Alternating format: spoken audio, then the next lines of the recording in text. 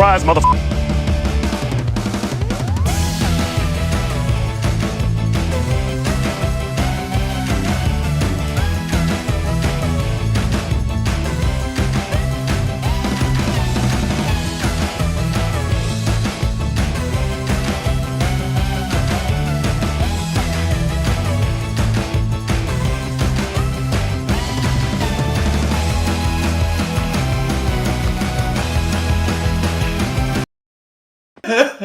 Before we begin, there's a whole shopping list of texture packs that I downloaded to turn Minecraft's graphics from September 2001 to 2031.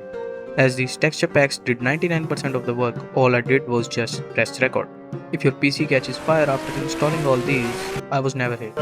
Well, to start off, I used Nautilus 3D, 3D Rails, Fresh Animation Details, 3D Ladders, Fresh Animation Emissive, Classic 3D, 3D Items, Fancy Crops, Fresh Animation Objects, 3D Lantern, Fresh Animation Spiders, 3D Maze, Default Dark Mode, Fresh Animation Creepers, 3D Crops, Fresh Animation Classic Horses, 3D Armor, Theon's Eating Animation Pack, Fresh Animation Quivers, 3D Bats, Fresh Animation Player Extensions, Vimscape, 3D Blocks, 3D Rails with the textures of bare bones, and yeah, that's pretty much it for the texture packs. I've tried my best to compress all these texture packs into as little of an amount as possible. Now let's talk about the mods that I've used in the process. First of all, I've used entity texture features and entity model features for fresh animations to work. Then I use simply no shading for visual purposes. After that, you will have to use recursive resources if you have a Minecraft version lower than 1.21.8, but if you have a higher version, then texture pack folder will work just fine for you. After that, I downloaded the Do a Barrel mode, and to run that mode you need an API Cicada. I forgot to mention, but you also need another mod named Punchy. Next up, shaders. Relax. I know the moment some people hear the word shader, their GPU immediately starts writing its last will and testament. But trust me, if your computer can launch Minecraft without filing a formal complaint, you will probably just be fine. Your PC won't suddenly start sounding like a Boeing 767. Yeah, the one that crashed into the Twin Towers. So don't worry, I haven't forgotten about the Potato PC community. Today's goal is making Minecraft look beautiful, not recreating a house fire. Anyways, the shader packs that I've used are Vividness and Visual Vibrance. Let's get in game then. When you first enter the game, your game will be looking as dull as it can be.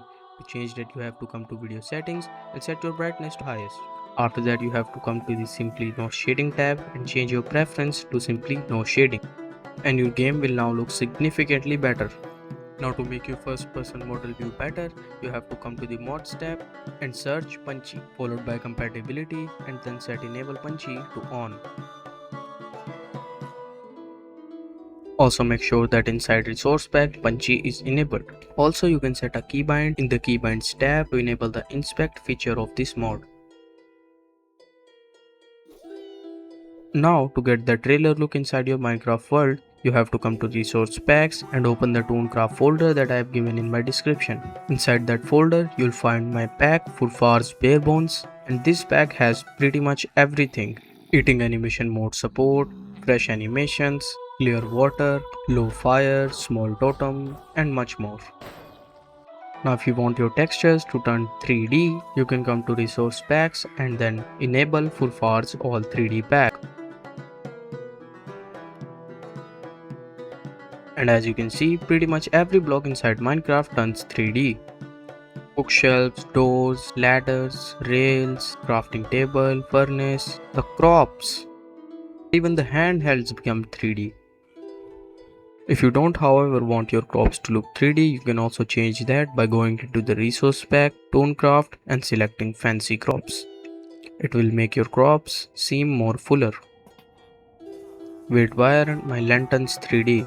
Well, lucky for you, you can also change that by going to resource packs and selecting Drigo's 3D lantern.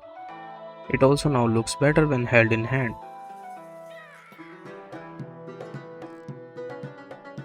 There's also an alternative for the FurFar Bare Bones pack, that is Vimscape.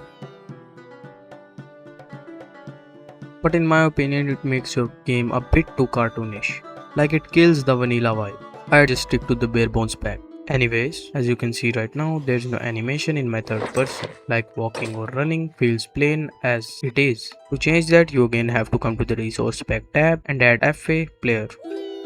And you will now have an animation for pretty much everything. Walking, crouching while what the fuck? Sprint jumping, wind charging, climbing ladders, falling, swimming underwater, flying. Wait, this is giving Iron Man vibes. Jarvis, stroke it a little bit. If you don't want my bare bones pack but still want the fresh animations, come to resource packs, remove the bare bones pack and add fresh animations and fresh animations all extensions.